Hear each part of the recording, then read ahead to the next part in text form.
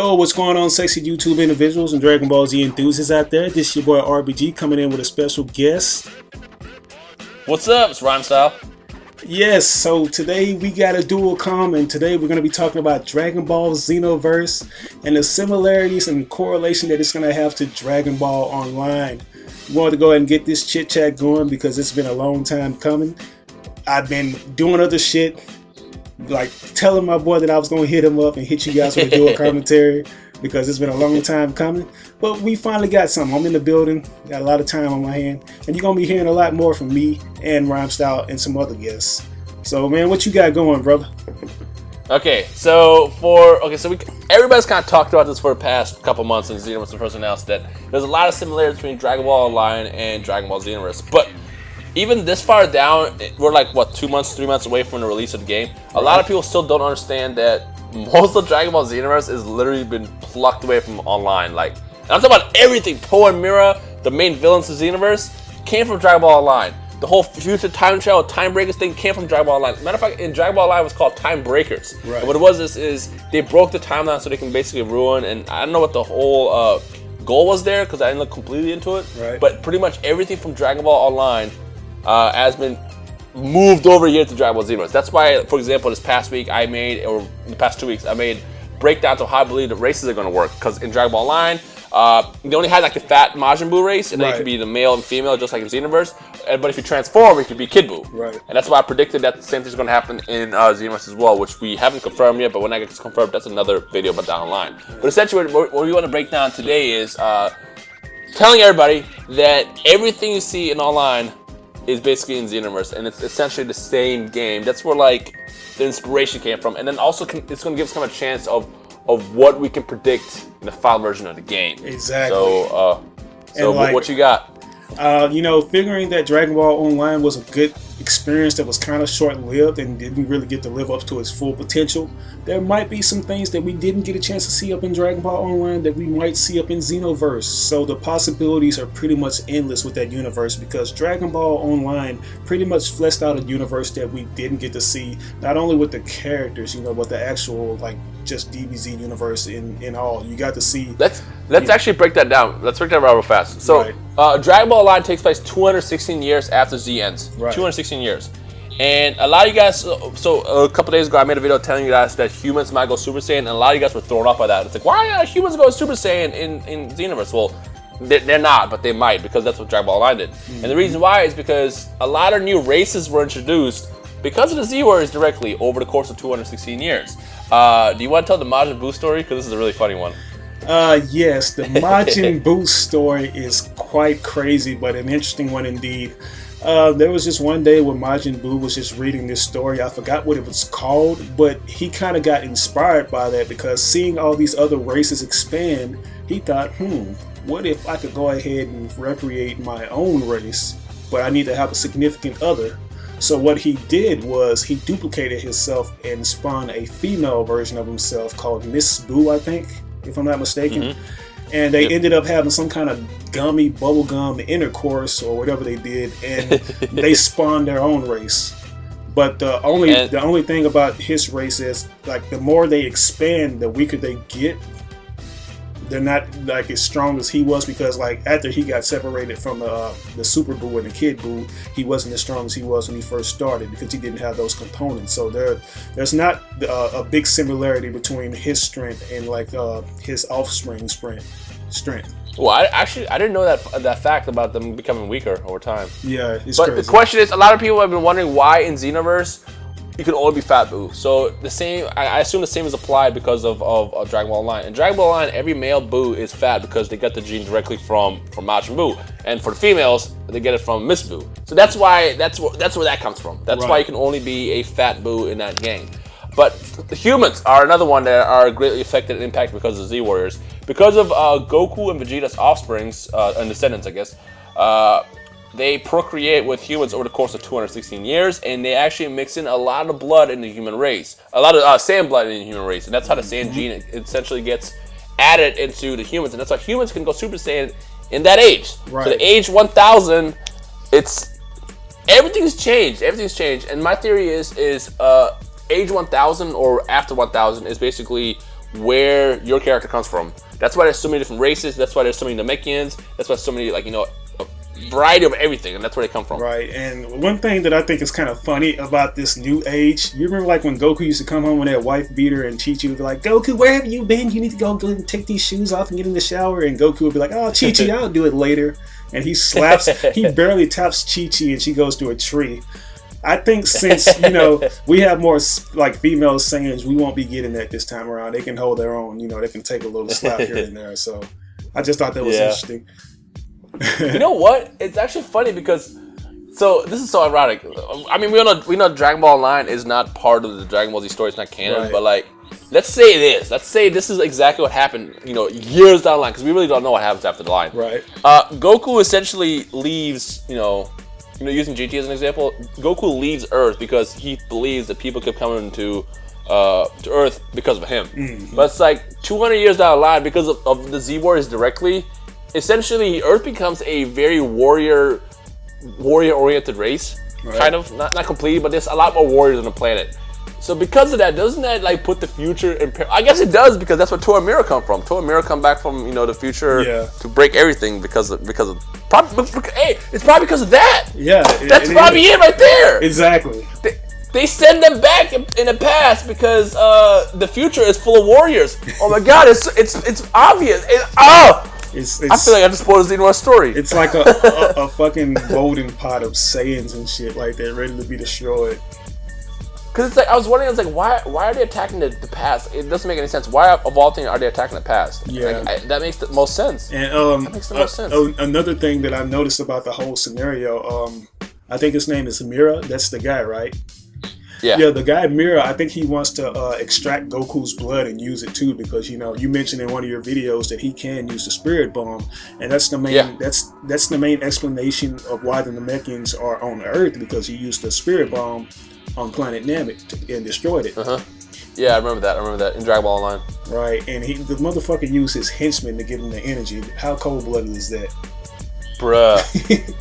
Guys, students watching this video, look up the story of Dragon Ball Online. It's actually really good. Oh, also I want to point out, before people freak out about, you know, this universe, Toriyama was actually directly involved with Dragon Ball Online. Right. Like, he oversaw the whole project, which is funny because Dragon Ball Online was a Korean-based MMO only. Right. And he was so heavily involved with the whole creation of that. So, I mean, I'm not saying it's canon, but it's like Toriyama was there, and he was like, you know, very involved in penning everything, just, you know, working on projects. That's actually exciting. Exactly. Would you watch a Dragon Ball Online series? Dude, if they actually came out with an animated adaptation in this time and age, since I am an 80s baby and growing up in the 90s, we didn't really get those video game adaptations to the fullest. You know, they were crappy as fuck, like the Battletoads series.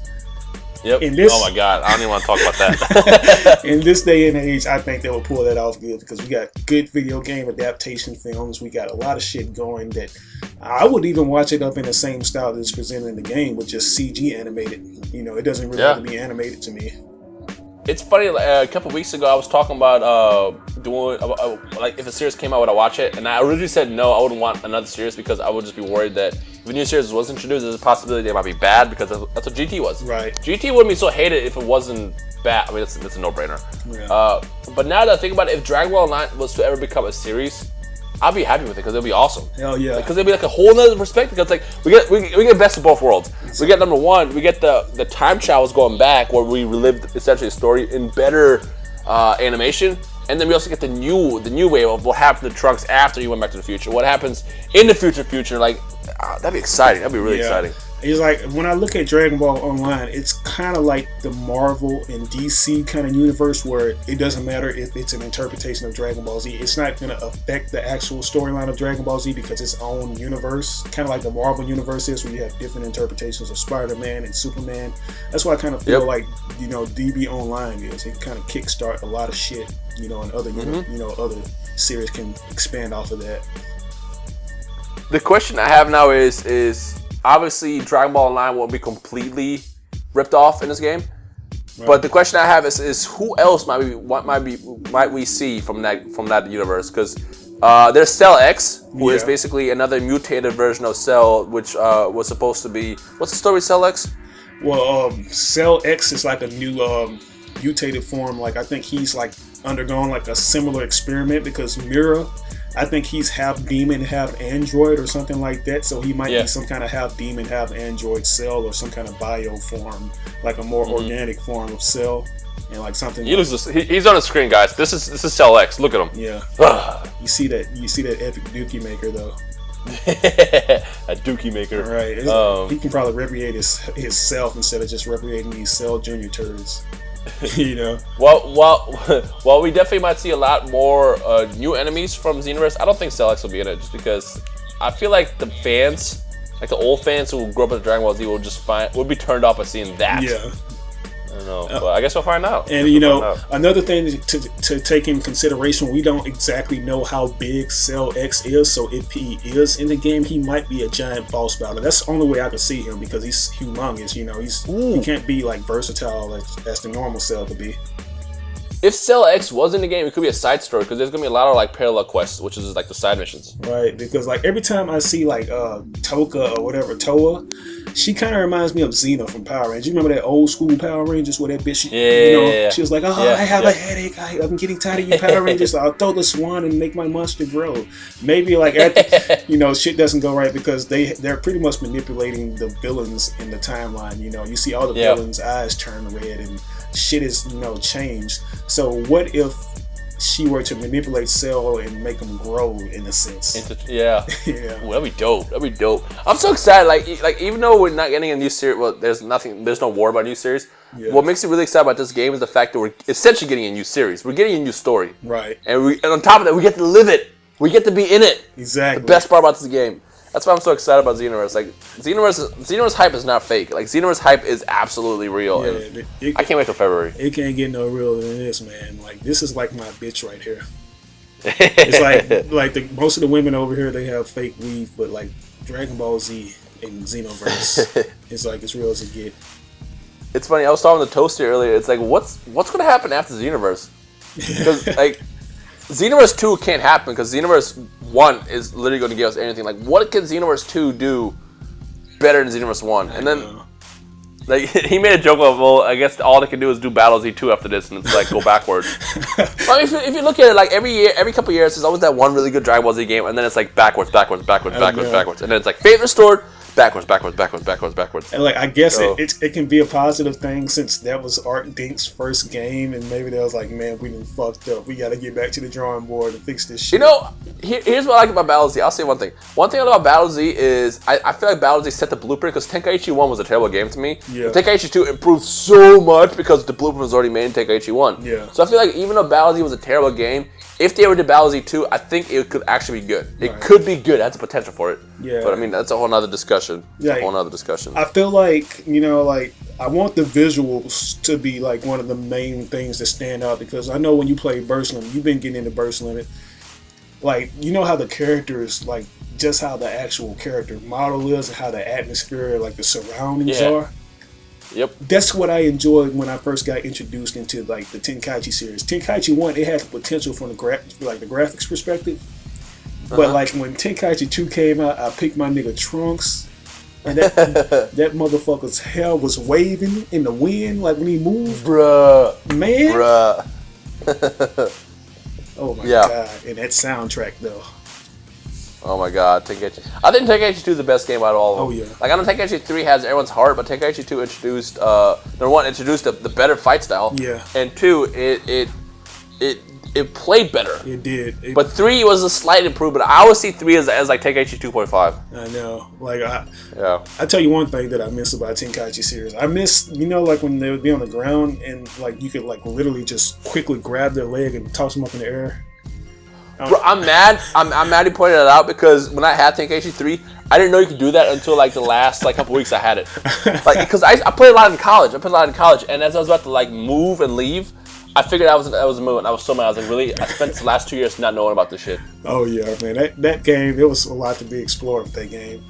But seriously, though. But back on to the point, man. Like, endless possibilities with the Dragon Ball Online gimmicks put in. A lot of villains that we may have not gotten a chance to see, or probably will get a chance to see up in the future. So the possibilities are endless, guys. Yeah. And something else I'm going to say is if you are completely unaware of Dragon Ball Online, look it up. Just type in Dragon Ball Online transformations, Dragon Ball Online Quest, Dragon Ball Online whatever on YouTube, and just watch a couple videos. Like, it's going to give you a lot of insights on the game. Also, if you want to even take a step further, go even beyond. Look up Dragon Ball Online's wiki. It tells you the full story, the kind of like the plot and everything. And that it's not gonna spoil Xenoverse, but it'll give you kind of an idea of what you can expect in that game. Because like, I mean, literally like 90% of Xenoverse came from online. Oh yeah, most of the designs, all the character concepts. Interesting thing too, like Toriyama, I think he did most of those designs for those characters. Yeah, he did. He definitely did. He was very involved with all, and it threw me off because when I first found out, I was like, really? Why? Of all things to like invest in, why are you like working on a game that no one's gonna get to play? Because remember, Dragon Ball Online was a Korean-based game only. But I will say this: shout out to the team over at Dragon Ball Online Revelations who are rebuilding the game. Oh yeah. I don't know much about it. I just know that there's a team that's trying to revive the online series, and they've been working on it for the past year. Whenever that comes out, I'm definitely gonna play it. But it's in the works. I just want to kind of mention that it's happening. Hells yeah. Cool. Well, do you have any final parting words that you want to say? Well, I know this is random, but I always look forward to seeing Frieza's shiny popcorn bowl shoulder pads up in his final form. Like, I think that shit's gonna look beautiful in 60 frames per second, 1080p HD. Yeah. But other than that, I'm excited for the game. I'm hyped, and I'm trying to, keep my composure to a minimum. I'm fanboying out. And yeah, right. And of course, when the game comes out, you can expect to get that ass whooping, though, right? I don't know. I think it'll be the reverse end, like literally. Dude, I'm mad we didn't get to play in the beta. I know, it's like I kept on trying to find you guys, like y'all. I don't know if it was just the server errors or I just it was a server because you couldn't switch servers. So to switch servers, you would have to like exit and then like cross your fingers until you get put in the same server. I was like, and then get to the point where it was like, yeah, like I was trying to get in the same server with Thundershot for like the last couple hours of it. It just would not let me do it because there was like no invite feature in the beta. Yeah, man, I think we got the worst treatment up in the US because like we had to wait and we still had to like have that game like played within the set timeline that they wanted us to, so we had to wait like hours on end just to get back in. That was fucked up. Yep. No, it's funny. Somebody actually kept the game on for weeks after the beta ended, and they were actually still able to stream it. Oh wow. I think he had it up for a full 2 weeks. He just never turned his PS3 off. That's dedication. Because like once you were inside, there was nothing to kick you. That's crazy. Yeah. Oh man. So, all right, everybody. Thank you for watching. Shout out to. Thanks for having me. Thanks for doing the video and whatever. Yeah. If you're on my channel, make sure you go to RBG's YouTube channel. Linked in the description below. Subscribe to him because he makes awesome videos. Of course, if you enjoyed the video, make sure you punch that like button right in the balls, both my video and his. And yeah, talk to us, give us feedback, give us comments. Like, let us know what you think about Dragon Ball Online and the whole theory of the crossover happening between Xenoverse and online. Comment below, and we'll just we'll do the discussion like we always do. Oh yeah, and if you finish this video, just type in the comment section shiny Dragon Balls. Shiny Dragon Balls. I'm gonna test you guys. Yeah, let's see. Yeah, on mine too. If you get to this part, shiny Dragon Balls, just spam it. Spam it. All right, guys. Thanks for watching. All right, guys. Peace.